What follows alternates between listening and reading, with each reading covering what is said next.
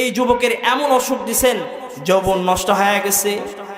স্ত্রী তো দেখতেছেন আর তো চলে না, স্ত্রী এবার চলে গেছেন অন্য জায়গায় বিবাহ বসছেন। তার সন্তান, তার শ্বশুর বাড়ির লোকজন গলা ধাক্কা দিয়ে বের করে দিছে। আয় বন্ধু, আমি আর আপনি যখন অসুস্থ হয়ে যায় আর আমার থেকে আর টাকা পয়সা সংসারের মধ্যে আসে না, তখন পেটের সন্তান আর দেখতে পাই না, আমার নিজের যে স্ত্রী ছিল আর সুন্দর জামা কাপড় তাকে কিনে দিতে পারি না, সেই স্ত্রীও কিন্তু তখন পর হয়ে যায়। আওয়াজ করে বলেন ঠিক কিনা? স্ত্রীও কিন্তু এই সুখের স্বামী আর পর হয়ে যায় তখন। হায় বন্ধু, এবার এই যুবককে যখন গলা ধাক্কা দিয়ে বাড়ি থেকে বের করে দিছে। কোরআন পাকের মহাব্বত, কোরআন একটা সুন্দর জিনিস, ইসলাম সুন্দর জিনিস। এই জন্য আপনারা একটু কষ্ট করে সামনে আসেন, কষ্ট করে একটু সামনে আসেন, কারণ প্রত্যেকটা জিনিসের একটা সৌন্দর্য আছে, তাই না? প্রত্যেকটা জিনিসের একটা সৌন্দর্য আছে। আপনারা বাড়ান, প্রত্যেকটা জিনিসের একটা সৌন্দর্য আছে, তো সুন্দরভাবে বসলে ভালো লাগবে। যে মহান মালিক যেই সময় পুরা পৃথিবীতে খারাপতার সয়লাভ চলে, সেই সময় রব্বেময় কারিম এই পুনঘর থলপাড়া জামে মসজিদের আয়োজক বৃন্দরা এত সুন্দর একটা আয়োজন করেছেন। আপনারা খুশি না বেজার? সকলে বলি আলহামদুলিল্লাহ। উপস্থিতির অনুপাতে আলহামদুলিল্লাহর আওয়াজ সন্তুষ্টজনক হয় নাই। যে কয়জন আছেন, আমি যদি এই মাইক স্যার এখন কথা বলি আলহামদুলিল্লাহর আওয়াজ ওই রাস্তা পর্যন্ত শোনা যাবে আলহামদুলিল্লাহ, কিন্তু যে কয়জন আছেন উপস্থিতির অনুপাতে আলহামদুলিল্লাহর আওয়াজ সন্তুষ্টজনক নয়। বাংলাদেশে এক সময় তসলিমা নাসরিন কোরআন ও হাদিস, দিন ধর্ম আল্লাহ বিরোধী বক্তব্য দেওয়া শুরু করলো। ঠিক এমত অবস্থায় আল্লামা শাইখুল হাদিস আজিজুল হক সাহেব রহমাতুল্লাহি আলাই বাইতুল মুকররমের উত্তর গেটে এক জুমাবারে বললেন, আমাদের গ্রামগঞ্জে কিছু ছেঁচড়া চোর দেখা যায়। আপনাদের এলাকায় ছেঁচড়া চোর আছে ভাই? এই ছেঁচড়া চোরেরা কি চুরি করে? গরু না, এই ছেঁচড়া চোরেরা চুরি করে কারাবাড়ি থেকে লুঙ্গি, কারাবাড়ি থেকে খেতা, মসজিদের সামনে থেকে জুতা। আওয়াজ করে বলেন ঠিক কিনা? তো আল্লামা আজিজুল হক সাহেব রহমতুল্লাহি আলাইহি বলেন, তসলিমা নাসরিন হচ্ছে ধর্মের ঘরের একটা ছেঁচড়া চুন্নি। একে দেশ থেকে তাড়াবার জন্য আমাদেরকে রাইফেল তাক করার কোনো প্রয়োজন নাই। এই বাইতুল মুকররমের উত্তর গেট থেকে একবার জোরে তাকবীর দেন, এমনি তসলিমা দেশ থেকে পালাতে বাধ্য হবে। তো আল্লামা আজিজুল হক সাহেব রহমতুল্লাহি আলাইহির কথাই বাস্তব হয়েছিল। যেই তসলিমা নাসরিন সারা জীবন বোরকা, হেজাব, জিলবাবের বিরুদ্ধে কথা বলেছে, বাইতুল মুকররমের উত্তর গেটের তৌহিদি জনতার স্লোগানে জীবন বাঁচানোর তাগিদে রাতের অন্ধকারে তসলিমা বোরকা পরে দেশ ত্যাগ করতে বাধ্য হয়েছে। আওয়াজ করে বলেন ঠিক কিনা? এখান থেকে আপনারা জোরে তাকবীর দেন। বর্তমান সময়ে যে চোর, বাটপার, চিটার, এই 16 বছর যাবৎ যে জালেমদের কবলে আমরা পড়েছিলাম, আর একটাও চোর আমার দেশে থাকতে পারবে না, সবগুলাই দিল্লিতে পালাবে। আওয়াজ করে বলেন ঠিক কিনা? এই জন্য দিল থেকে মহাব্বতে আকীদাতের সাথে রবকে খুশি করার লক্ষ্যে সমস্বরে উচ্চ কণ্ঠে সকলে বলি আলহামদুলিল্লাহ। আরো জোরে বলি আলহামদুলিল্লাহ। আরো একবার বলি আলহামদুলিল্লাহ। লাখো কোটি দুরূদ বর্ষিত হোক সাইয়্যিদুল কাওনাইনি শাফিউল মুরসালিন সরকারে দু আলম, সকলে বলি সাল্লাল্লাহু আলাইহি ওয়াসাল্লাম। আয়োজন খুব সুন্দর করেছে, ব্যবস্থার কোনো দিকেই কমতি নাই। কমতি একদিকে, কোনটা বলতে পারবেন আপনারা? আপনি এই জায়গা থেকে একটা লোক ওই জায়গায় পাঠিয়ে দেন মেলার দিকে, এখান থেকে ওই জায়গায় লোক বেশি। কথা বলেন, বেশি না? কিন্তু এই জায়গায় আয়োজন করার মূল কারণ হচ্ছে ওলামা একরাম দূর থেকে আসবেন, তাদের মুখ থেকে কোরআন ও হাদিসের কথা শুনবে, এই অনুযায়ী আমরা আমল করব, আল্লাহকে পাবো, রসুলকে পাবো, পরপারে জান্নাতে যাবে। এইটাই তো মূল টার্গেট, তাই না? কিন্তু আয়োজন এইদিকে পর্যাপ্ত পরিমাণ হয়েছে, ওইদিকে আমার ভাই, আমার বাপজানেরা ওই জায়গায় ঘোরাফেরা করতেছে চার দোকানে। এই জন্য দৃষ্টি আকর্ষণ করব, আপনারা এখনো পর্যন্ত যারা চা স্টলে বসে থেকে চা খাচ্ছেন, রাস্তায় ঘুরতেছেন, ওলামা একরাম অনেক দূর থেকে আসতে, অনেক কষ্ট করে আসতে, আপনারা অতি দ্রুত মাহফিলের সামিনার নিচে এসে বসে পড়ুন। কোরআন ও হাদিস থেকে অত্যন্ত গুরুত্বপূর্ণ আলোচনা করা হবে ইনশাআল্লাহ। আল্লাহ তাআলার হাজারো শুকরিয়া। আল্লাহ তাআলা বলেন, ওয়া ইন তাউদ্দু নি'মাতাল্লাহ, বান্দা আমি তোমাদেরকে যে পরিমাণ নিয়ামত দান করেছি, এই নিয়ামতের শুকরিয়া আদায় তোমরা গুণে শেষ করতে পারবে না। এত পরিমাণ নিয়ামত দান করেছেন।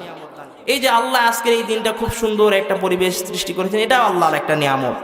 তো যাই হোক, আমি ওইদিকে যাব না, আমার মূল বিষয়ের সাথে আমি কথা বলতে চাচ্ছিলাম।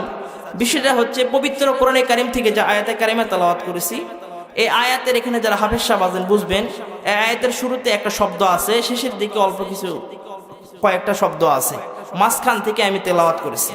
আল্লাহ তাআলা বলেন, বিসমিল্লাহির রহমানির রহিম,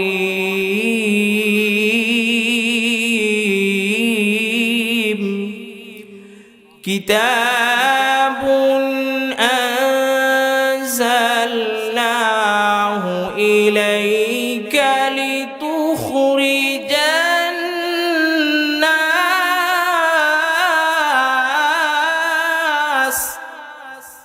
নাস মিনাল যুলুমাতি ইলান নূর।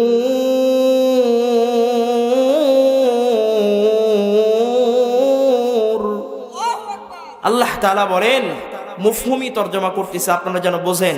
আল্লাহ তাআলা বলেন, কিতাবুন আনজালনাহু ইলাইকা লিতুখরিজান নাস, ওগো রাসূল, এই কিতাব যা আপনার উপর নাজিল করা হয়েছে এটি এমন কিতাব, মিনাজ যুলুমাতি ইলান নূর, যেটা অন্ধকারের পথের মানুষগুলোকে আলোর পথ দেখায়। সুবহানাল্লাহ বলেন, সুবহানাল্লাহ। আল্লাহ তাআলা বলেন, ওগো রাসূল, এটি এমন কিতাব যা আপনার উপর নাজিল করেছি, এই কিতাব যদি চোর এই কিতাব অনুযায়ী যদি চলে, সে আর চুরি করতে পারে না, সে ভালো হয়ে যাবে। সুবহানাল্লাহ বলেন। কোনো ডাকাত, কোনো চালচোর, কোনো গমচোর, কোন দেশের জনগণের টাকা আত্মসাৎকারী এই কোরআন অনুযায়ী যদি চলে, তো এই কোরআন তাকে ভালো করে দিবে। সুবহানাল্লাহ বলেন, সুবহানাল্লাহ। আল্লাহ রাসূল সাল্লাল্লাহু আলাইহি সাল্লামের অগণিত অসংখ্য হাদিস থেকে একটি হাদিস তেলাওয়াত করেছি, পাঠ করেছি।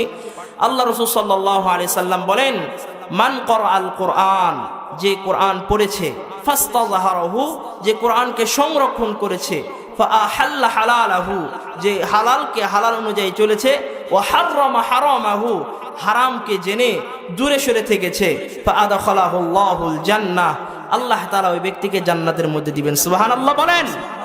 আল্লাহ রাসূল সাল্লাল্লাহু আলাইহি সাল্লাম শুধু এতটুকু বলে শেষ করেন নাই, এরপরে আরো বলেন, যে কোরআন পড়ে, যে সংরক্ষণ করে, যে হালাল অনুযায়ী চলে, হারাম থেকে বাঁচে, আল্লাহ রাসূল বলেন, ওয়াশাফাআহু ফি আশারাতিন মিন আহলি বাইতিহি কুল্লুহুম কদ ওয়াজাবাত লাহুন নার, যে কোরআন পড়েছে, সংরক্ষণ করেছে, হালাল অনুযায়ী চলেছে, হারাম থেকে বেঁচেছে, এই ব্যক্তিকে আল্লাহ তাআলা এমন 10 জন ব্যক্তির বিষয়ে সুপারিশ করার অধিকার দিবেন, যে 10 জন ব্যক্তির উপরে জাহান্নাম অবধারিত।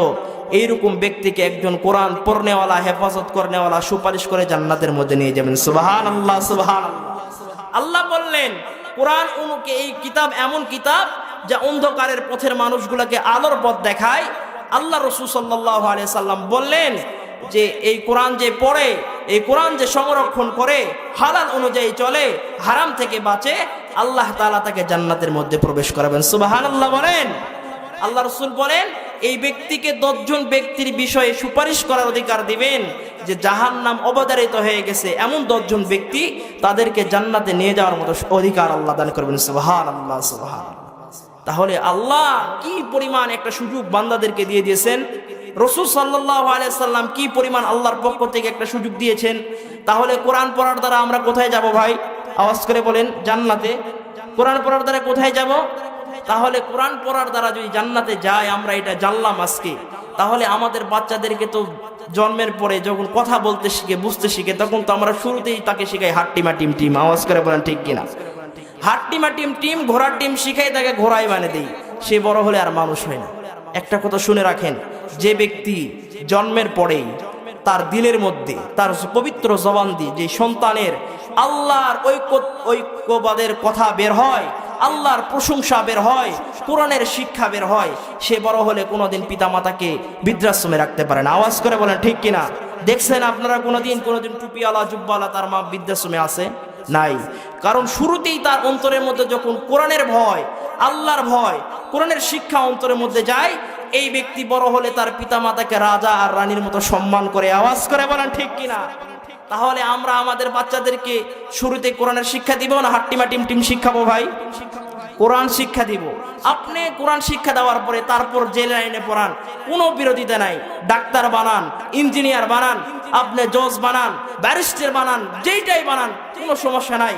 আপনি যখন একটা বাচ্চা প্রথম বুঝতে শিখে, এই বাচ্চাকে যখন কোরআনের শিক্ষা দিবেন, এই বাচ্চা এফআরসিএস, এফসিএস, এমএবিএস যত ডিগ্রি আছে সমস্ত ডিগ্রি অর্জন করে যদি একটা ডাক্তার হয়, কখনো এই ডাক্তার কোনো রোগীর সাথে দুর্নীতি করতে পারে না। আওয়াজ করে বলেন ঠিক কিনা? যখন একটা বাচ্চা জন্মের পরে বুদ্ধি হওয়ার পরে এই বাচ্চাকে যখন লা ইলাহা ইল্লাল্লাহ মুহাম্মাদুর রাসূলুল্লাহ সাল্লাল্লাহু আলাইহি সাল্লাম কালেমায়ে তাইয়্যিবা শিক্ষা দেওয়া হয়, এই বাচ্চা বড় একটা ইঞ্জিনিয়ার যদি হয়, লেখাপড়া করার পরে এই বাচ্চা 500 বস্তা সিমেন্টের জায়গায় 300 বস্তা আর 200 বস্তা কোনদিন চুরি করবে না। আওয়াজ করে বলেন ঠিক কিনা? এই জন্য প্রথম শিক্ষাটা আপনি কোরআনের শিক্ষা দেন। যেমন আমাদের বাচ্চা যখন ভূমিষ্ঠ হয়, কয়েক মাসের মধ্যে তাকে হাম এবং জার্মের টিকা দেওয়া হয়, তাই না? এই কারো বারান্দায়, কমিউনিটি সেন্টারে, না হলে সদর হাসপাতালে টিকা দেওয়া হয়। হাম এবং জার্মের রোগ কিন্তু তার মধ্যে নাই। আমাদের দেশের সরকার ভাবলো যে এই বাচ্চা বড় হওয়ার পরে তার কয়েকটা 7টা-8টা ভাইরাসে আক্রান্ত হতে পারে, এই ভাইরাসে যেন বড় হয়ে আক্রান্ত না হয় তার আগে তাকে হামের এবং জার্মের টিকা দেওয়া হয়, তাই নাকি? তাই ঠিক না? তার আগেই দেওয়া হয়, আশঙ্কা থাকে যদি হয় তার আগেই বিরত থাকে। তাহলে দুনিয়ার লেভেলে আমার বাচ্চা বড় হওয়ার পরে রোগে আক্রান্ত হবে, এই জন্য যদি আগেই আমি তার সতর্ক নিয়ে টিকা নিতে হয়, তাহলে আপনার বাচ্চাকে বড় হওয়ার পরে চোর, বাটপার এবং নাস্তিক থেকে বাঁচানোর জন্য কোরআনের টিকা নেওয়া দরকার। আওয়াজ করে বলেন ঠিক কিনা? এই জন্য কোরআনের শিক্ষা দেওয়া দরকার। দিবেন তো ইনশাআল্লাহ? দিবেন তো ইনশাআল্লাহ? ইমাম ফখরুদ্দিন রাজি রহমতুল্লাহি আলাইহি তাফসিরে কাবিরের মধ্যে বলেন যে বাবা, তোমার বাচ্চাকে আউযু বিল্লাহ বিসমিল্লাহ শিক্ষা দিও। বাবা, তোমার বাচ্চাকে বিসমিল্লাহ শিক্ষা দাও, আউযু বিল্লাহ শিক্ষা দাও, এর বিনিময়ে পরপারে রব্বে কারীম তোমার কবরে আযাব মাফ করে দিতে পারে। ইমাম ফখরুদ্দিন রাজি রহমতুল্লাহি আলাইহি বলেন, হযরত মূসা আলাইহিস সালাম একদিন রাস্তাতে যাচ্ছিলেন, তো হাঁটতে হাঁটতে হযরত দেখতেছেন রাস্তার পাশে একটা কবরে খুব আযাব চলতেছে।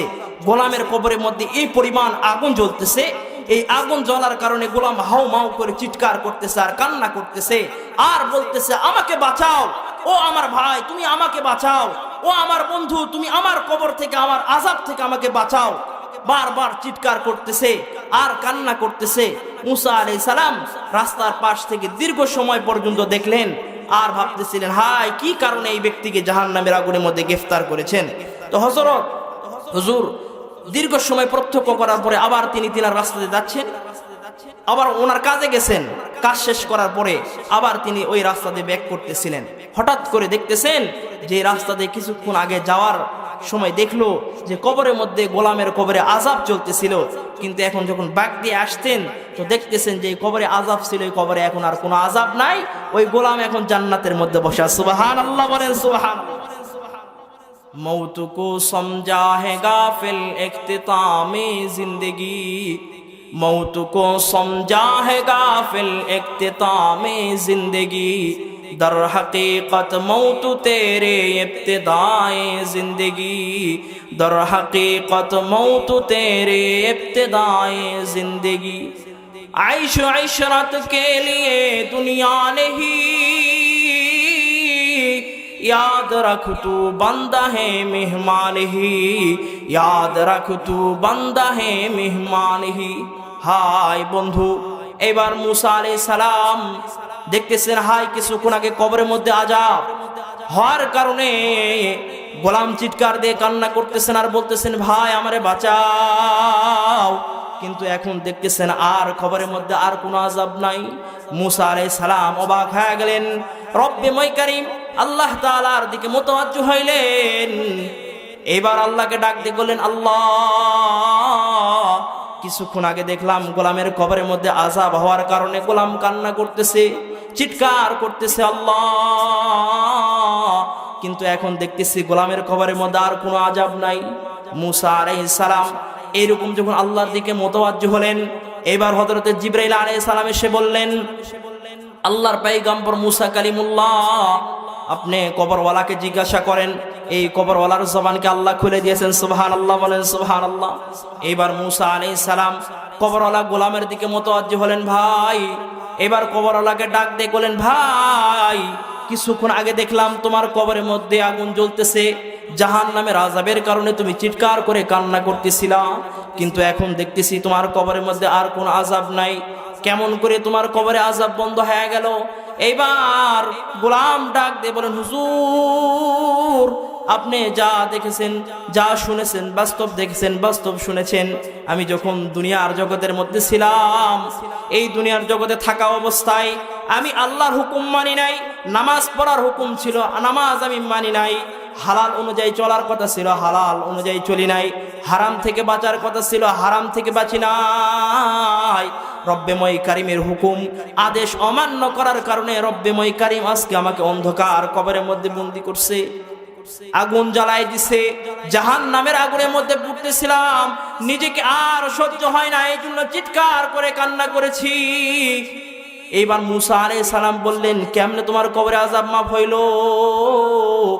এবার গোলাম ডাক দেয়া বলে, হুজুর আমি যখন এই দুনিয়া থেকে অন্ধকার কবরে আসলাম, আল্লাহর হুকুম না মানার কারণে তো কবরের মধ্যে আগুন জ্বলছে, কিন্তু দুনিয়া থেকে আসার পূর্বে আমার যে বিবি ছিল, সেই বিবিটা গর্ভ অবস্থায় ছিল। এই বিবির পেট থেকে আমি ইন্তিকাল করার পরে এই বিবির পেট থেকে একটা বাচ্চা জন্মগ্রহণ করছে। এই বাচ্চা হাঁটি হাঁটি পা পা করে যখন বড় হয়ে গেছে, আমার এই বিবি এই বাচ্চাকে মুক্তবের মধ্যে ভর্তি করাই দিছে। মুক্তবের মধ্যে যখন ভর্তি করাইছে, মাদ্রাসার শিক্ষক সুন্দরভাবে ওযু করাইছে, পবিত্রতা অর্জন করাইছেন। মাদ্রাসার শিক্ষক সুন্দরভাবে একটা জায়নামাজের মধ্যে বসাইছে, আর উস্তাদ বলেন, বিসমিল্লাহির রহমানির রহিম, বিসমিল্লাহির রহমানির রহিম। আমার এই মাদ্রাসার শিক্ষক যখন এইভাবে বিসমিল্লাহির রহমানির রহিম পড়েছে, আমার এই ছোট্ট বাচ্চা, এই ছোট্ট মাসুম বাচ্চার পবিত্র জবান দিয়া যখন এই বিসমিল্লাহির রহমানির রহিম পড়েছে, আল্লাহর পবিত্রতা স্বীকার করেছে, আল্লাহর একত্ববাদের দাওয়াত দিয়েছে।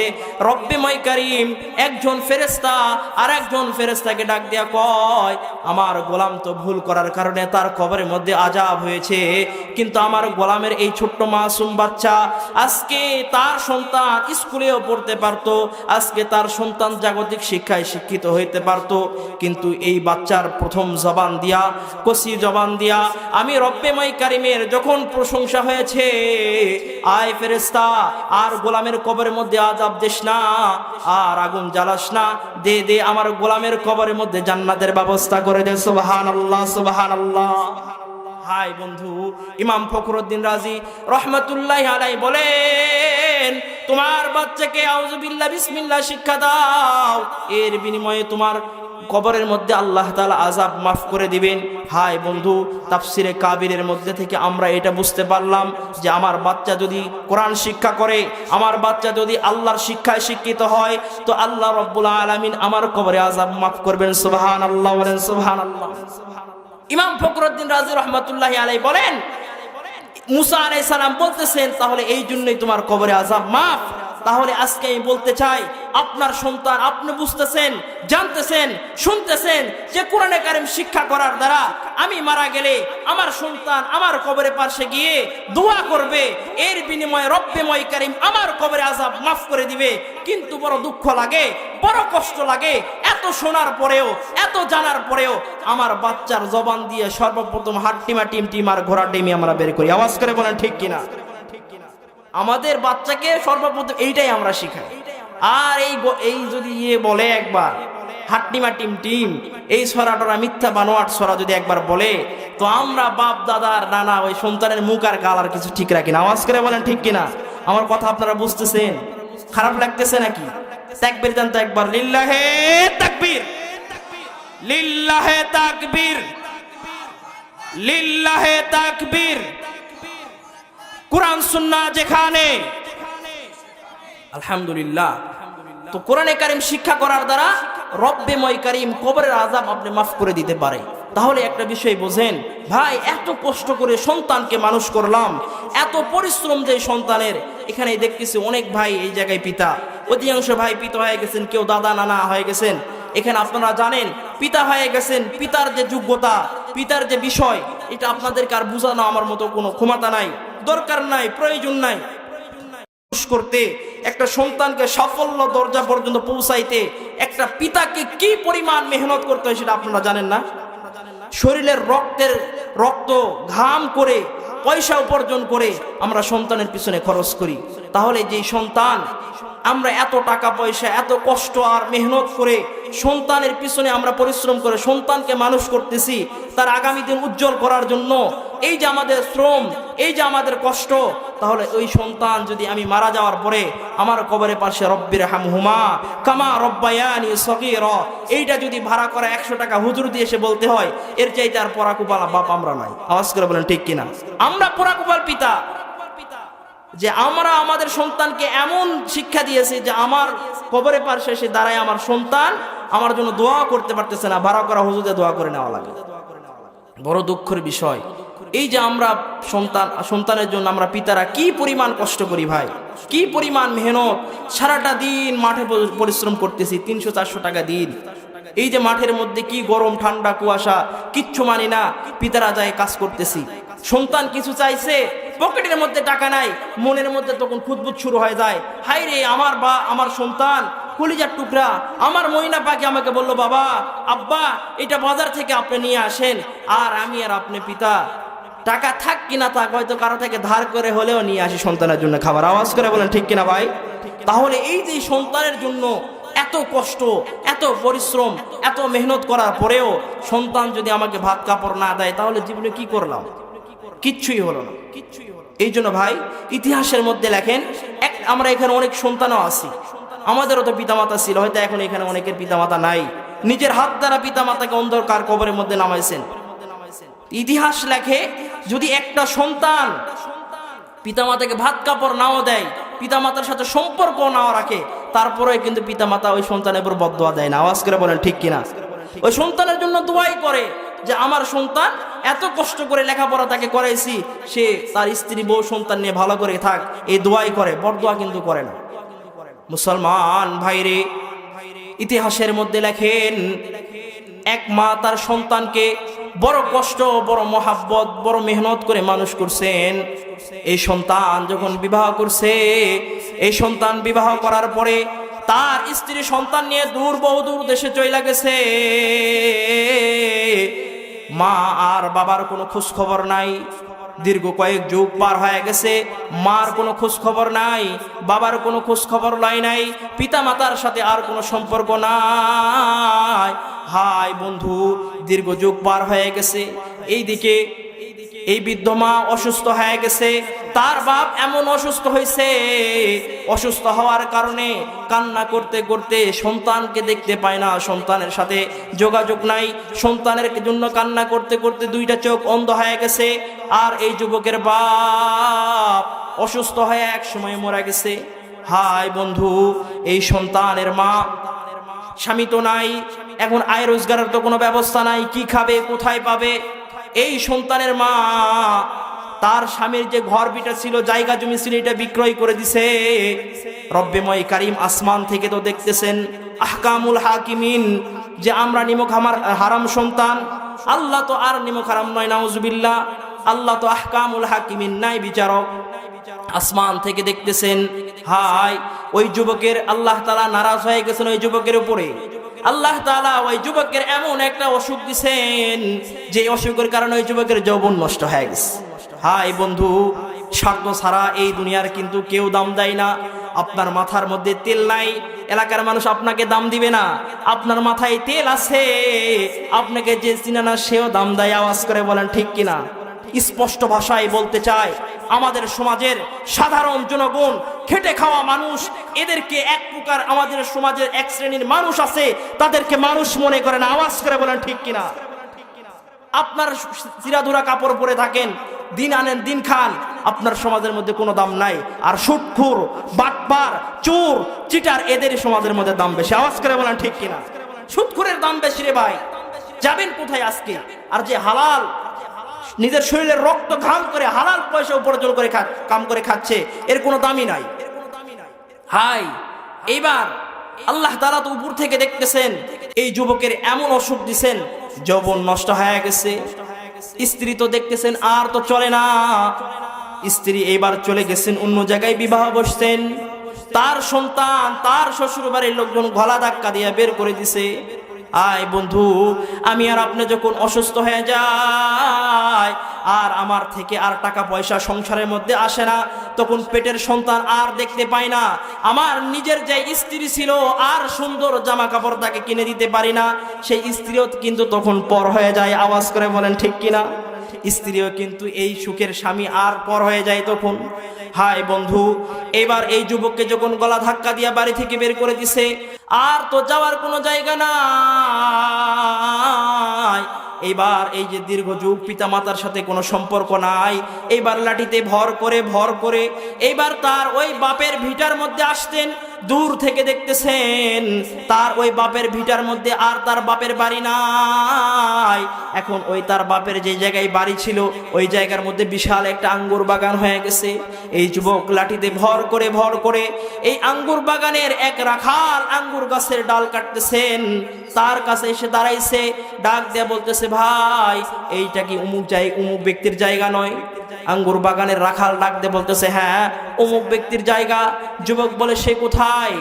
এইবার এই রাখাল ডাক দিয়া কয়, হ্যাঁ এই ব্যক্তি এই জায়গার মধ্যে ছিল, এই জায়গাটাও তার, এই জায়গার মালিকও সে ছিল, কিন্তু শুনেছি তার একটা সন্তান ছিল।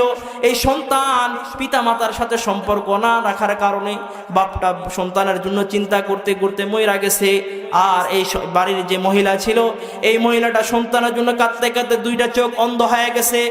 এই যুবক ডাক দিয়ে বলতেছে, সেই বৃদ্ধ মহিলা কই? এবার এই রাখাল বলতেছে, ভাই শুনেছি এই বৃদ্ধ মহিলা শেষ সময় পেটের ক্ষুধার্ত যন্ত্রণা আর সহ্য হয় না, বাধ্য হয়ে আমার মালিকের কাছে আপনার এই বাপের জমিটা বিক্রয় করে দিছে। হায় বন্ধু, এবার রাখাল বলতেছে, শুনেছি ওই বৃদ্ধ মহিলাটা অমুক এলাকায় অমুক জায়গায় অমুক এক পুরো ঘরের মধ্যে থাকে, দিনের আলোতে ভিক্ষা করে আর রাতের অন্ধকারে করে ঘরের মধ্যে থাকে। আয় বন্ধু। এবার যুবক ডাক দিয়ে বলতেছে, ভাই কোন এলাকার মধ্যে থাকে? রাখাল বলতেছে, অমুক এলাকায়। আয়। এইবার এই রাখাল বলতেছে, এই যুবক আমি যদি জানতাম আর যদি আমি চিনতে পারতাম ওই যুবককে, এই বাড়িওয়ালার সন্তানকে, যে পিতা মাতার সাথে এত জালেম ব্যবহারগিরি করে, এত খারাপ ব্যবহার করে, ওই সন্তানকে যদি আমি পাইতাম তাহলে আমি যেই কাঁচি দিয়ে আঙ্গুর গাছের ডালপানা কাটতেছি এই কাঁচি দিয়ে আমি ওই যুবকের হাত পা কেটে দিতাম। হায় বন্ধু, এবার এই যুবকের লজ্জায় মাথাটা নয়ায় গেছে, আর নিজের পরিচয়টা দিতে পারে নাই, ওপেন করতে পারে নাই। এইবার দিনের আলোতে মার সামনে যাওয়ার মতো আর কোনো সুযোগ নাই। এবার রাতের অন্ধকারে লাঠিতে ভর করে অমুক এলাকায় অমুক জমিদার বাড়ির পাশে এক বাঁশঝাড়ের কুড়ে ঘরের মধ্যে দাঁড়াইছে। খেয়াল করে শোনেন, দেখেন মার সাথে দীর্ঘ যুগ সম্পর্ক নাই, মার সাথে দীর্ঘ যুগ কথাবার্তা নাই, তারপরে এই নিষ্ঠুর সন্তান দরজার পাশে দাঁড়াইছে। গভীর রজনীতে এই যুবক সন্তান দরজার পাশে অসুস্থ শরীর নিয়ে দাঁড়ায় দেখতেছেন তার এই বৃদ্ধ অন্ধ মা তার শরীরের এই আঁচলটা জমিনের মধ্যে বিছাইছেন, আর এই আঁচলটা হাতের মধ্যে নিয়ে আল্লাহর আসমানের দিকে হাত উঠাইছেন, ডাক দিয়া বলতেছেন, আল্লাহ আয় পরওয়ারদিগারে আলম, আল্লাহ আয় মাবুদ, আপনার ভাগ বন্টনে আমার কোনো অভিযোগ নাই, আল্লাহ আয় আল্লাহ এই বৃদ্ধ বয়সে আমাকে বিধবা বানাইছেন, আয় আল্লাহ আমার স্বামী ছিল তাকেও নিয়ে গেছেন, আয় আল্লাহ স্বামীর শেষ সম্বল তার ঘর বিটা ছিল সেইটাও বিক্রি করে দিলাম, আল্লাহ আপনার ভাগ বন্টনে আমার কোনো অভিযোগ নাই, আমার কোনো এর মধ্যে কোনো কিন্তু নাই, চুচারা করার মতো কোনো সুযোগ নাই, আল্লাহ। হায় বন্ধু, এই যুবক দেখতেছেন এই বৃদ্ধ মা অন্ধ চোখ দিয়া অশ্রু ঝরতেছে আর আল্লাহকে বলতেছে, আল্লাহ আপনার এই ভাগ বন্টনে আমার কোনো অভিযোগ নাই, আমার কোনো চুচেরা করার মতো কোনো সুযোগ নাই, আল্লাহ বৃদ্ধ বয়সে আমার স্বামীকে নিয়ে গেছেন, আমার স্বামীর ভিটা বিক্রয় করে দিয়ে আজকে রাস্তার ফকির বানাইছেন, আয় আল্লাহ ভিক্ষার ঝুলি আমার হাতের মধ্যে উঠাইছেন, আল্লাহ আমার কোনো অভিযোগ নাই। এই বৃদ্ধ বয়সে এই গভীর রাত্রে আপনার কাছে একটা ভিক্ষা চাই আল্লাহ। আয় আল্লাহ, দীর্ঘ যুগ আগে আমার কলিজার টুকরা, আমার বুকের মানিককে আমার কাছ থেকে সরায় নিয়ে গেছেন আল্লাহ। আয় আল্লাহ, এই গভীর রাত্রে আপনার কাছে আমি ভিক্ষা চাই। আয় আল্লাহ, আমি মা ভিক্ষা চাই। আয় আল্লাহ, আমার কলিজার টুকরা সন্তানকে আমার বুকের মধ্যে ফেরত দেন। আয় আল্লাহ, এই গভীর রজনীতে অশ্রু ভিজা চোখে আপনার কাছে সন্তানের কামাই খাওয়ার জন্য সন্তান চাই নাই আল্লাহ, সন্তান চাইতেছি এই জন্য যেন আমি এই শেষ বয়সে কখন জানি দুনিয়া থেকে চলে যায়। আয় আল্লাহ, আমার এই শেষ বয়সে আমার মৃত্যু বরণ করার পরে এলাকার কোনো ভিন্ন পুরুষ আমার শরীরের মধ্যে হাত দেখ, আমি এটা চাই না। আয় আল্লাহ, আমার সন্তানকে ফেরত দেন। প্রয়োজনে আমি তাকে ভিক্ষা করে খাওয়ামু। আমার সন্তান আমার কলিজা আমার বুকের মধ্যে আমাকে ফেরত দেন, যেন আমি মারা গেলে আমি মার লাশটা যেন অন্ধকার কবরের মধ্যে নামাই। হায় বন্ধু, আয় পর্দার অন্তরের মা, এই কথা যখন যুবক দরজার পাশ থেকে শুনছে, এই যুবক আর নিজেকে কন্ট্রোল করতে পারে না।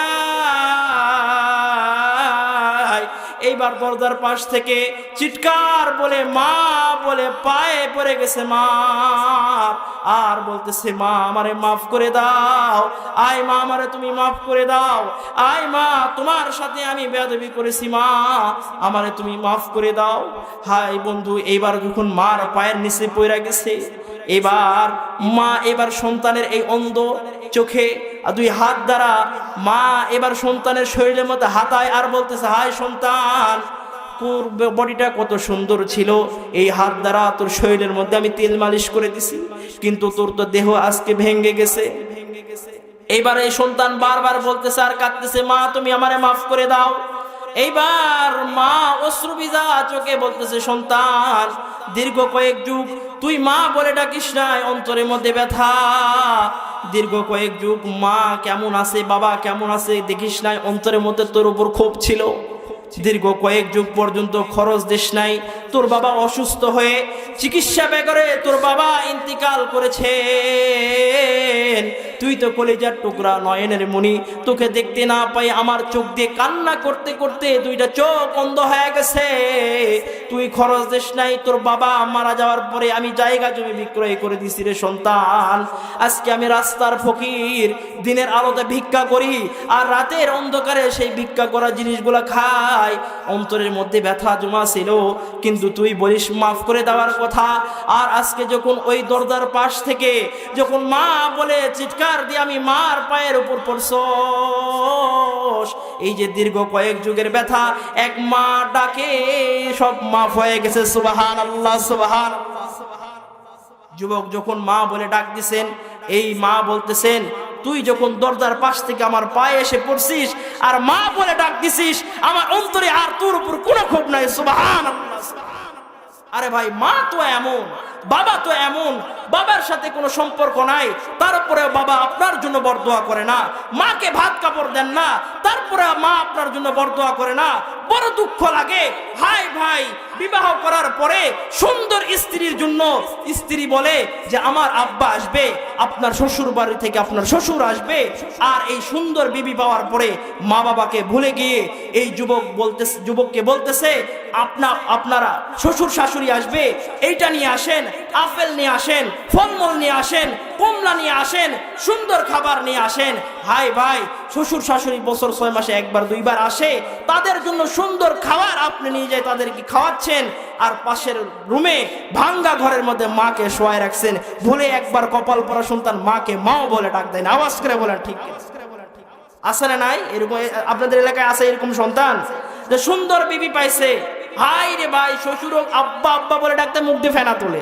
আছে না নাই ভাই? আর বলেও বাপটা বুড়া হয়ে গেছে, প্রত্যেক দিন 2 টাকা বীজের একটা প্রেশারের বড়ি লাগে। কপাল পরা সন্তান বলে একবার সন্তান বাপে প্রেশারে বড়িটা এক পাতা এনে দেয় না। আছে না নাই ভাই? তাহলে এই যে এত কষ্ট করে পিতামাতা এই সন্তানকে মানুষ করলো, সফলতার দরজা পর্যন্ত পৌঁছায় দিল, এই সন্তান বড় হওয়ার পরে পিতামাতাকে দেখতেছে না, সে মানুষ না অন্য কিছু? আওয়াজ করে বলেন ঠিক কিনা? সে কখনো মানুষ হতে পারে না। আর যার ভিতর মানুষত্ব বোধ আছে, সে কখনো পিতা মাতার সাথে বেয়াদবি করতে পারে না। পিতা মাতার সাথে কুশ্চিন কালো বেয়াদবি করতে পারে না। এই জন্য আসুন, 10-15 মিনিট পরে এই যে পিতা মাতা এত কষ্ট করে যে আমাদেরকে মানুষ করছে, তাদের সাথে যদি আমরা গাদ্দারি করি, তাদের সাথে যদি আমরা ছলচাতুরি করি, তাদের যদি আমরা খেদমত না করি, আমাদের মধ্যে মানুষত্ব বোধ নাই। এই জন্য আসুন, আমার পিতা মাতা, আল্লাহ রাসূল সাল্লাল্লাহু আলাইহি সাল্লাম বলেন যে তোমার পিতা তোমার জান্নাত, তোমার পিতা মাতা তোমার জাহান্নাম। তোমার পিতা তোমার জান্নাত, পিতা মাতা তোমার পিতা মাতা তোমার জন্য জাহান্নাম। তাহলে বুঝেন, আপনি যদি তাদের সম্মান করেন, তাদের যদি খেদমত করেন, তাদের যদি মহব্বত করেন, সম্মান করেন, তাহলেই তো আপনার জন্য জান্নাত। এই জন্য আসুন ভাই, আমাদের পিতামাতাকে আমরা সম্মান করি। আজকে দেখেন, নেটের মধ্যে দেখলে বড় খারাপ লাগে যে সন্তানকে এফআরসিএস করা ডিগ্রি অর্জন করেছে পিতামাতা, কিন্তু আজকে সন্তানের সেই লেভেলের চাকরি হয়ে গেছে, কিন্তু এই সন্তান ঢাকাতে সিটিতে, বসুন্ধরা সিটিতে স্ত্রী সন্তান নিয়ে থাকে, আর সেই বাড়িতে পিতামাতার জায়গা হয় না। আওয়াজ করে বলেন ঠিক কিনা? জায়গা হয় না। আর যারা পিতামাতার খেদমত করে না, কোরআনের ভয় নাই, আল্লাহর ভয় নাই, কোরআনের শিক্ষা নাই, এরাই তো চোর বাটপার। আল্লাহ তাআলা এই যে 16 বছর পরে জালেম থেকে আমাদেরকে রক্ষা করেছেন, এটা আল্লাহর হাজারো শুকরিয়া। এই 16 বছর তো উলামায়ে কেরাম মুখ খুলে জবান খুলে কথা বলতে পারে নাই। স্পষ্ট ভাষায় বলতে চাই যে এতদিন পর্যন্ত যা হয়ে গেছে, ওভার হয়ে গেছে, আর আমরা আগামীতে কোনো চোর বাটপার আর চিটারকে দেখতে চাই না। আওয়াজ করে বলেন ঠিক কিনা? আগামীর বাংলাদেশ কোরআনের বাংলাদেশ। আওয়াজ করে বলেন ঠিক কিনা? আগামীর বাংলাদেশে আমরা কোনো চাল চোর আর গম চোরকে দেখতে চাই না। আরে ভাই, গত করোনাতে আমরা দেখেছি যে সংসদ থেকে গরিব দুঃখী অসহায়, এই হোম কোয়ারেন্টাইন লকডাউনের মধ্যে গরিব দুঃখী অসহায়ের জন্য 10 কেজি চাল বরাদ্দ করেছে। আমাদের এলাকার চোর বাটপার কাউন্সিলর এই মেম্বারগুলা তার থেকে 2 কেজিকে আউট করে দিছে। আওয়াজ করে বলেন ঠিক কিনা? 2 কেজি করে আউট করে দিছে। আবার তাদের সেই জালেম লেডি ফেরওয়ান, সে বলেছিল যে এই যে করোনার মধ্যে 10 কেজি করে চাল দিলাম, এর মধ্যে থেকে যদি 2 কেজি আউট হয়, আমার মন বলে আমি যদি এই সংসদ থেকে যারা করোনা হয়ে মারা যাবে তাদের জন্য যদি কাপড়ের কাপড় বাজেট করি, আমার মনে বলে এই চোর চিটার মেম্বার চেয়ারম্যান এরা মনে হয় হাফ গোছ কাপড়ও মারা দিবে। আওয়াজ করে বলেন ঠিক কিনা? সে বলেছিল, এখনো আছে, আপনি খুঁজে দেখেন, নেটে দেখেন, এখনো আছে। এটাই করতো, সেই পর্যায়ে যাচ্ছে। ভোট নেওয়ার আসে চাচা, খালু, মামা, ফুবু, বুকের মধ্যে আপনার কি, আপনি ভোট শেষ, সব শেষ। আওয়াজ করে বলেন ঠিক কিনা? ওই যে একটা কথাই আছে, এক মুরব্বী ভোট দিতে গেছে। এক মুরব্বী ভোট দেওয়ার আগে, আপনারা জানেন, ভোট দেওয়ার আগে ভোট ক্যাম্পে যায় টোকেন নিতে হয়, তাই না? টোকেন নিয়ে ভোট কেন্দ্রে ঢুকতে হয়। তো মুরব্বী যখন ভোট কেন্দ্রে গেছে, ভোট কেন্দ্রে যাওয়ার আগে টোকেন নিতে গেছে ক্যাম্পে। তো মুরব্বী এখন যখন ক্যাম্পের সামনে দাঁড়াইছে, ক্যাম্পের যে চামচাগুলা আছে বলতেছে, এই বাপজান আছে, চাচা আছে, ফুবা আসে, বসবার দাও। না বসতে চাই, বলতে বসতে দাও। তো পরে যাই হোক বসতে।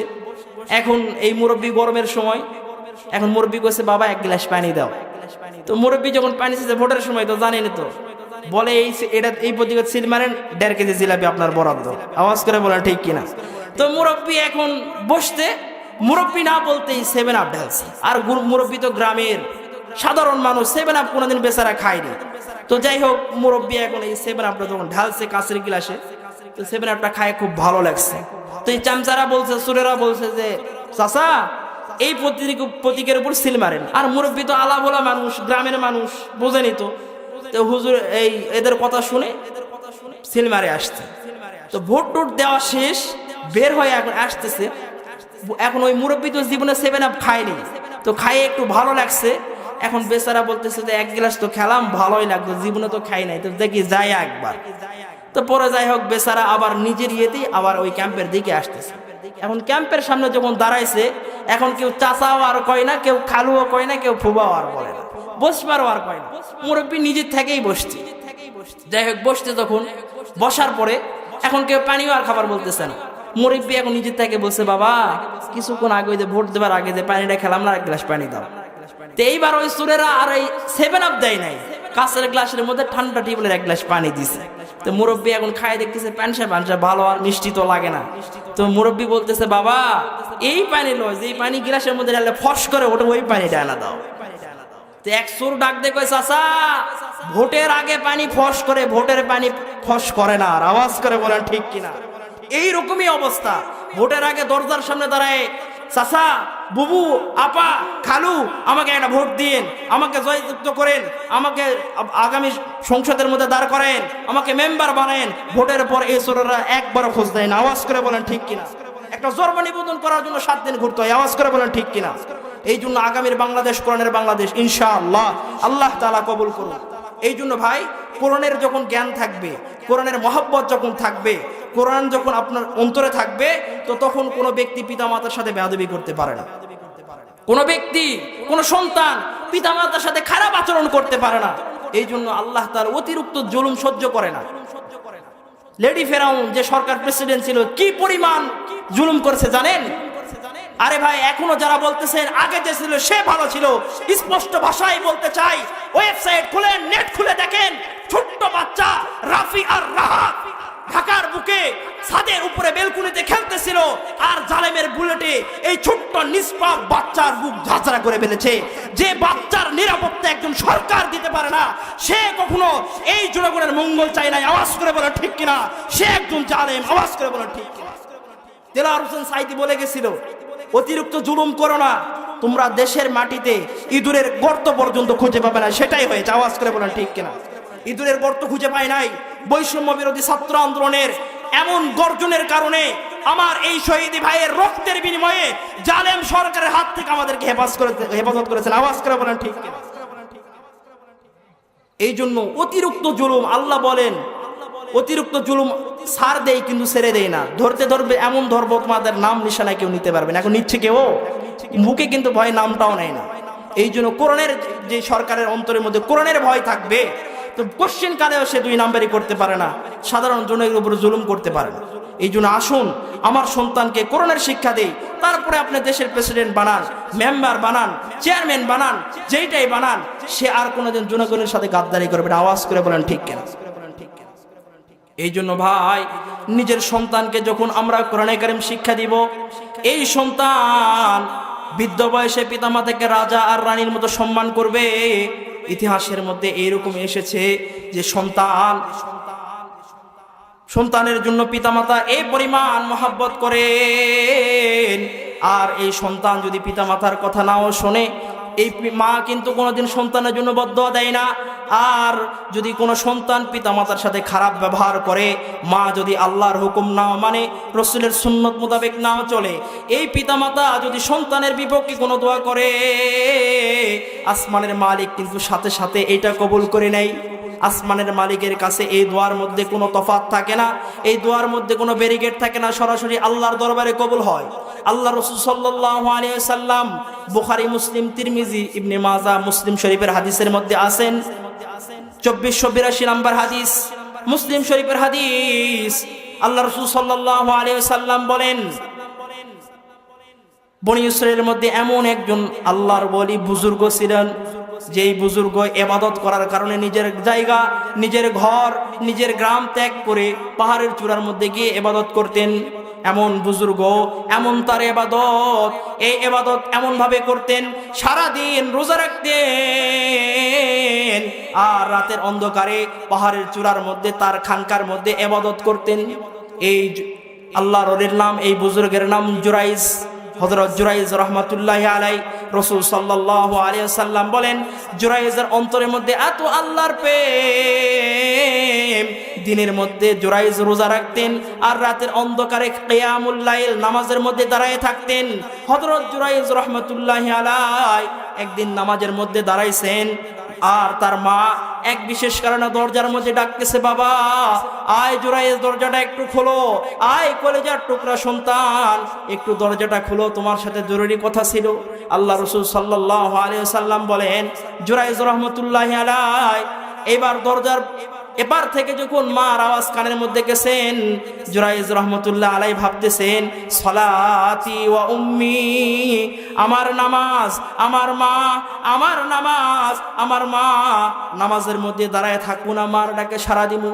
হাই বন্ধু, আল্লাহ রাসূল সাল্লাল্লাহু আলাইহি সাল্লাম বলেন, জুরাইজের অন্তরের মধ্যে রবের প্রেম বেশি থাকার কারণে, আল্লাহর মহব্বত বেশি থাকার কারণে জুরাইজ রহমাতুল্লাহ আলাইহি নামাজের মধ্যে দাঁড়ায় থাকলেন। তার মা মন খারাপ করে চলে গেছেন। আবার দ্বিতীয় রাত্রিতে আসতেন, আবার দরজার পাশ থেকে ডাকতেছেন, বাবা জুরাইজ, দরজাটা একটু খুলে দাও বাবা, তোমার সাথে একটু কথা ছিল। হাই বন্ধু জুরাইজ রহমতুল্লাহ আলাইহি সেই দিন রাত্রেও নামাজের মধ্যে দাঁড়ায় আছেন, ভাবতেছেন সলাতি ওয়া উম্মি, আমার দরজার বাইরে আমার মা আর আমি ভিতরে নামাজের মধ্যে দাঁড়ায় আছি। নামাজ ছেড়ে দিয়ে মার সাথে কথা বলবো না নামাজের মধ্যে দাঁড়ায় থাকবো? এবার জুরাইজ রহমতুল্লাহ আলাইহি ভাবতেছে না না না, আমার মা পরে আমার আল্লাহ আগে, আমি রবের সামনে দাঁড়ায় থাকবো। জুরাইজ রহমতুল্লাহ আলাইহি নামাজের মধ্যে দাঁড়ায় থাকলেন, তার মা আবার মন খারাপ করে চলে গেলেন। তৃতীয় রাত্রিতে আবার আসতেন, আবার জুরাইজ রহমতুল্লাহ আলাইহিকে ডাকতেছেন, আয় সন্তান দরজাটা একটু খুলে দাও, তোমার সাথে একটু কথা, 2 দিন আসলাম তুমি মার সাথে কথা বললা না, আজকে একটু দেখা করো। এইবার জুরাইজ রহমতুল্লাহ আলাইহি অন্তরের মধ্যে রবের প্রেম থাকার কারণে মার সাথে সাক্ষাৎ করে নাই। এইবার মা রাগ হয়ে তার মুখ দিয়া হঠাৎ করে বের হয়ে গেছে, জুরাইজ 3 দিন আসলাম রে বেটা, মার সাথে দেখা করলি না, আয় জুরাইজ এমন স্বার্থপর হয়ে গেলি, এমন অহংকারী হয়ে গেলি, তুই আমার সাথে সাক্ষাৎ করলি না। এবার জুরাইজ রহমতুল্লাহ আলাইহি আম্মা মুখ থেকে হঠাৎ করে বের হয়ে গেছে, দরজা খুলে যখন মার সাথে সাক্ষাৎ করলি না, দরজা খুলে বেশ্যা মহিলার সাথে সাক্ষাৎ করিস। এবার মার মুখ থেকে হঠাৎ করে বের হয়ে গেছে। সন্তানকে, সন্তান ভাত কাপড় দেয় না তো কি হয়েছে, কিন্তু মা কিন্তু বরদোয়া করে না, তো ইতিহাস লেখেন। এইবার জুরাইজ রহমতুল্লাহ আমার মুখ থেকে হট করে বের হয়ে গেছে যে জুরাইজ দরজা খুলে মার চেহারা দেখলি না, বেশ্যা মহিলার চেহারা দেখিস। আসমানের মালিক এই দোয়া কবুল করেছেন। হাই বন্ধু, মা যতই খারাপ হোক, মা যদি রাস্তার হয়, কিন্তু আপনার বিপক্ষে যদি আল্লাহর দরবারে নালিশ দেয়, আসমানের মালিক কিন্তু এইটা কোশ্চেন কালাও ফেরত দিবে না। কারণ একটা মা আপনাকে যখন পেটে রাখছে, আপনি যখন পেটের মধ্যে ছিলেন, মা ঠিক মতো খাইতে পারে নাই, মা ঠিক মতো ঘুমাইতে পারে নাই, মার যে কত কষ্ট হয়েছে সেটা মা জানে আর আল্লাহ জানে। হাই বন্ধু, এবার এক পর্যায়ে ওই এলাকার মধ্যে এমন অনাকাঙ্ক্ষিত ঘটনা ঘটে গেছে।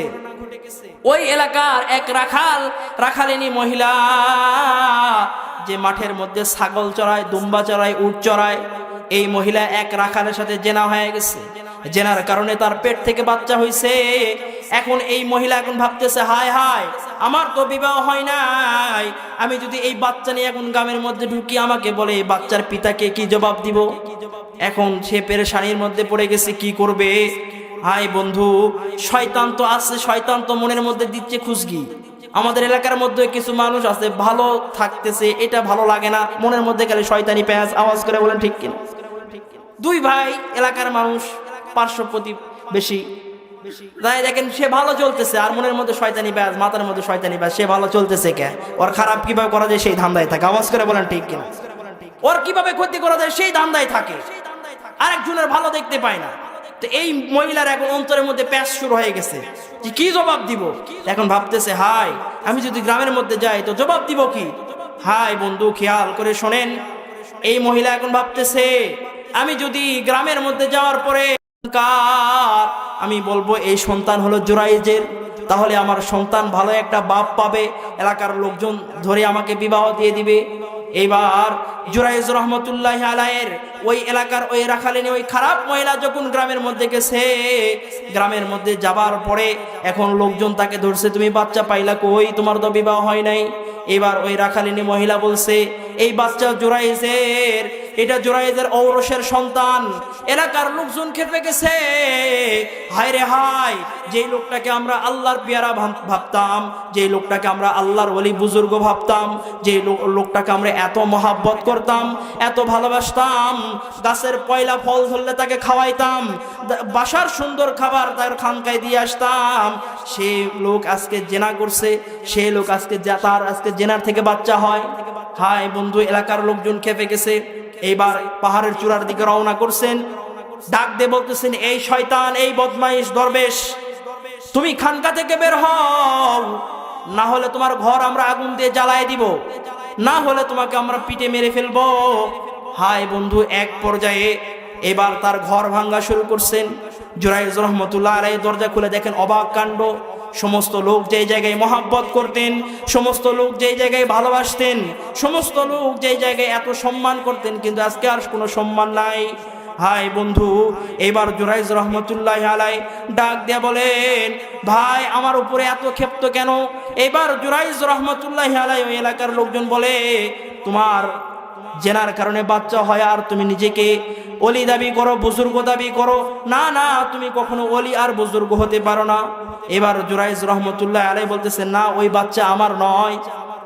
এবার লোকজন তার গায়ে হাত তুলবে এমত অবস্থায় জুরাইজ রহমতুল্লাহ আলাই আসমানের দিকে তাকাইলেন, আল্লাহকে ডাক দিয়ে বলতেছে, রব্বে মই কারিম আল্লাহ, আয় আল্লাহ আমি তো জেনাকার নয়, আয় আল্লাহ আমি তো জেনা করি নাই, আল্লাহ আয় পরওয়ারদিগার আলম, আমার দরজার সামনে এই মহা বিপদ কেন নিয়ে আসলেন? এবার আসমান থেকে এলহাম হয়ে গেছে। হাই বন্ধু, ওলি বুজুর্গের প্রতি এলহাম হয়। এবার এলহাম হয়ে গেছে জুরাইজ, না না না, এইটা তোমার পাপের ফসল নয়, তুমি যে তোমার মা তোমাকে ডাকছে, তুমি মার ডাকে সাড়া দাও নাই, এইটা তোমার মার বরদোয়া কবুল করেছি আমি, এটা তোমার মার বরদোয়ার কারণে আজকে তোমার দরজার সামনে এইটা নিয়ে আসছি। লিল্লাহে তাকবীর, লিল্লাহে তাকবীর। প্রধান মেহমানের আগমন, প্রধান মেহমানের আগমন। আমাদের প্রধান মেহমান অনেক দূর থেকে আসছেন, তার জন্য দোয়া এর উপর এলহাম হয়ে গেলেন। এবার জুরাইজ রহমতুল্লাহ আলাইকে বলা হলো, তুমি এই বাচ্চার মাথার উপর হাত দিয়ে বলো, মান আবুকা ইয়া ওয়ালাদ, এ সন্তান তোমার পিতাকে, এ সন্তান তোমার বাপকে। এইবার জুরাইজ রহমতুল্লাহ আলাই আর আল্লাহ তাআলা জুরাইজ রহমতুল্লাহ আলাইকে বলেন, হাই জুরাইজ, সম্মান তো আমার হাতে, আমি তো সম্মানের মালিক। এবার জুরাইজ রহমতুল্লাহ আলাইকে আল্লাহ বলেন, তোর সম্মান আমি হেফাজত করব। সুবহানাল্লাহ বলেন, সুবহানাল্লাহ। হাই বন্ধু, এবার জুরাইজ রহমতুল্লাহ আলাই যখন বাচ্চার মাথার উপর হাত দিয়ে বলতেছেন, মান আবুকা ইয়া ওয়ালাদ, এ সন্তান তোমার পিতার নাম কি? এবার বাচ্চার জবান আল্লাহ খুলে দিয়েছেন। সুবহানাল্লাহ বলেন, সুবহানাল্লাহ। এবার বাচ্চা বলতেছেন, হে এলাকার জনগণ, এ ভাইরা, তোমরা জুরাইজের গায়ের মধ্যে হাত উঠায়ো না, জুরাইজ হচ্ছে আল্লাহর পেয়ারা বান্দা। আমার মা মাঠের মধ্যে অমুক রাখালের সাথে জেনা করেছে, আমি তার সন্তান, জুরাইজের আমি সন্তান নয়। আমার মা জেনা করেছে, সেই জেনার বাচ্চা আমি। জুরাইজের উপর তোমরা খারাপ ধারণা করো না। হে বন্ধু, দেখেন মার কথা শুনে নাই, আল্লাহ তাআলা মার মুখ দিয়ে হঠাৎ করে বের হয়ে গেছে, সেই দোয়া কবুল করছেন। কিন্তু আমি আর আপনি মা বাবার সাথে কত খারাপ ব্যবহার করি। আল্লাহ তাআলা বলেন, ফালা তাকুল্লাহুমা উফ, ফালা তাকুল্লাহুমা উফ, এ সন্তানেরা রে, তোমাদের পিতা মাতা যখন বৃদ্ধ হয়ে যায় তাদের সাথে তোমরা খারাপ ব্যবহার করো না, এমন ভাবে কথা বলো তারা যেন উফ শব্দ না করে। কিন্তু আমরা কি করি? আমরা কি করি বলেন? পিতামাতার সাথে খারাপ ব্যবহার করি, উচ্চ স্বরে কথা বলি। পিতামাতা বৃদ্ধ হয়ে গেলে তাদের সাথে সুন্দর ভাষায় কথা বলা দরকার। হাই বন্ধু, শেষ করে দিব। প্রধান মেহমান এই জায়গায় চলে আসতেন, আমার আর কথা বলার কোনো সুযোগ নাই। এই জায়গার মধ্যে এমনও ভাই আছেন, নিজের মার লাশটা নিজের কাঁধের মধ্যে উঠাইয়া কবরের মধ্যে নামাইছেন। এই জায়গার মধ্যে এমনও ভাই আছেন, যেই বাপ ঈদের সময় নতুন জামা নিজে না কিনে আপনাকে কিনে দিছে, সেই বাপের লাশ নিজের হাত দ্বারা কবরের মধ্যে নামাইছেন। হাই বন্ধু, আমি ছোট মানুষ, কয়েকবার কবরের মধ্যে নামছি, দেখছি কবরের মাটিটা বড্ড ঠান্ডা। এমন ঠান্ডা, এই জায়গার মধ্যে থাকার মতো কোনো সুযোগ নাই। এই জায়গার মধ্যে প্রাণপ্রিয় আব্বা আম্মা শোয়া আছে, এই জায়গার মধ্যে কলিজার টুকরা অনেকের সন্তানও শোয়া আছে। আজকের এই মাহফিল থেকে, এই মাহফিল আল্লাহ তাআলা কবুল করবেন। একটা আবদার আপনার কাছে জানাবো। আয় বন্ধু, এই কথাটা পরে বলতেছি। হযরত ওসমান রাদিয়াল্লাহু তাআলা আনহু থেকে বর্ণিত, মান বানা লিল্লাহি মাসজিদান বানাল্লাহু বাইতান ফিল জান্নাহ। হযরত ওসমান রাদিয়াল্লাহু তাআলা আনহু বলেন, কোন আল্লাহ তাআলার বান্দা যদি আল্লাহকে দেখানোর উদ্দেশ্যে, আল্লাহকে রাজি খুশি করার উদ্দেশ্যে যদি আল্লাহর ঘর নির্মাণ করে, আল্লাহ তাআলা তার জন্য জান্নাতের মধ্যে একটা ঘর নির্মাণ করেন। সুবহানাল্লাহ বলেন, সুবহানাল্লাহ। হযরত ওসমান রাদিয়াল্লাহু তাআলা আনহু বলেন যে তুমি আল্লাহকে দেখানোর উদ্দেশ্যে আল্লাহর ঘর তৈরি করবে, তো আল্লাহ তাআলা জান্নাতের মধ্যে তোমার জন্য একটা ঘর নির্মাণ করবে। তাহলে এই যে এত বড় একটা গুরুত্বপূর্ণ একটা ইবাদত, এই ইবাদত করতে আমরা রাজি আছি তো ইনশাআল্লাহ? তো আপনাদের এই মসজিদে এসে আমরা নামাজ পড়লাম, হুজুরা নামাজ পড়ছে, আমিও নামাজ পড়ছি। তো মসজিদের একটু অবস্থা খারাপ, মসজিদের একটু কাজ করা দরকার। তো এই যে এত বড় একটা গুরুত্বপূর্ণ ইবাদত, জান্নাতের মধ্যে আল্লাহ তাআলা ঘর নির্মাণ করবেন।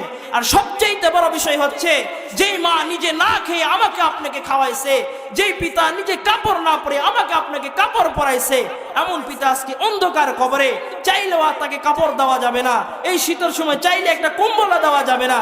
সেই পিতা মাতা কবরের মধ্যে যেন শান্তিতে থাকে, এই জন্য হলে তো আল্লাহর কাছে কিছু দান করা দরকার। আওয়াজ করে বলেন ঠিক কিনা? তো আমি চাই এই জায়গার মধ্যে যে কয়জন ভাই আছেন, 5 জন ভাই চাই 1000 টাকা করে দিবেন আল্লাহর ঘরে। 5 জন ভাই 1000 টাকা করে দিবেন। আমাদের এখানে প্রধান মেহমান আছে, তিনিও দোয়া করে দিবে। আর আমি একটা কথা আপনাদের সামনে বলি, এই যে গত মাসের 14 তারিখে এক নবমুসলিম ভাই আমি অধমের হাতে হাত রেখে কালেমা পড়ে মুসলমান হয়েছে, সুবহানাল্লাহ বলেন। তো আমি অধমও দোয়া করে দিব। হুজুর পুরা বাংলাদেশ, ইন্ডিয়া, বাংলাদেশ এই মাহফিল করে, আলোচনা করে, হুজুর মুসাফির মানুষ, হুজুর দোয়া করে দিবেন। তো আল্লাহ তাআলা মুসাফির মানুষের দোয়া কিন্তু কবুল করেন। তো এই জন্য 5টা ভাই চাই যে 1000 টাকা করে মসজিদে 5 জন ভাই দিবেন, আমরা দোয়া করে দেব ইনশাআল্লাহ। আল্লাহ তাআলা দোয়া কবুল করবেন, আপনার পিতামাতার কবরে আযাব আল্লাহ মাফ করে দিবেন। নাই 5টা ভাই চাই। লিল্লাহে তাকবীর।